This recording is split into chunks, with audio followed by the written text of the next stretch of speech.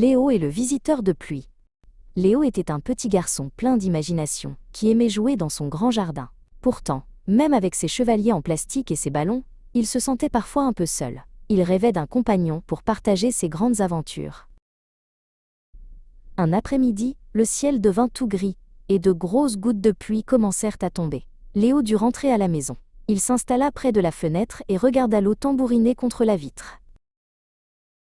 C'est alors qu'il vit quelque chose bouger près du vieux buisson de roses. Une petite forme sombre et toute mouillée grelottait sous les feuilles. C'était un petit chien errant, seul et perdu sous l'orage. Le cœur de Léo fit un bond. Il ne pouvait pas laisser ce petit chien tout seul dans le froid. Il courut à la cuisine, attrapa un bol de nourriture et prit son grand parapluie jaune dans l'entrée. Léo sortit courageusement sous la pluie. Il s'approcha doucement du buisson pour ne pas effrayer le petit visiteur. « N'aie pas peur », murmura-t-il avec une voix très douce. Le petit chien sentit l'odeur délicieuse des croquettes.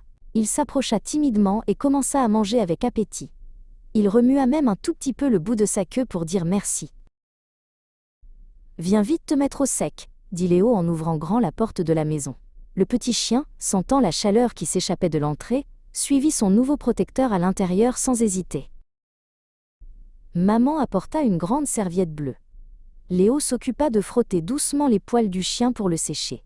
« Tu as une drôle de petite truffe noire », s'exclama Léo en riant. « Je t'appellerai Truffe !» Une fois bien sec et réchauffé, Truffe retrouva toute son énergie.